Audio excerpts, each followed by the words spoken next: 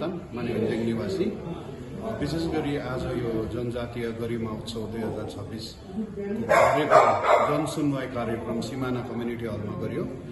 यसमा स्थानीय बासिन्दा लगायत हामी मानेभन्ज्याङ क्षेत्रका जति पनि ट्राइबल कम्युनिटीका यहाँ उपस्थित थियौँ। यो अति नै आजको कार्यक्रम अति नै फलदायक रह्यो। कतिवटा कुरा हामीले ट्राइबल्सहरूले पाउनुपर्ने सहुलियत हामीलाई थाहा थिएन, त्यो विषयमा आज हामीले जानकारी पायौँ।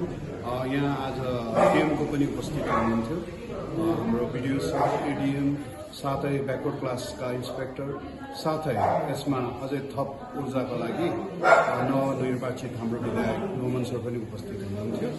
र आजको कार्यक्रम लिएर अति नै खुसी छौँ। यसमा विशेष गरी हामी ट्राइबल्सहरूले पाउने सहुलियत सरकारको तर्फबाट के छ त्यो जानकारी पाउनुमा हामी अति नै हर्षित बनेका छौँ। आगामी दिनमा यो कार्यक्रम अनुसार कार्य भइदिने हामी साधारण जनसाधारणले धेरै अपेक्षा साँचेका छौँ।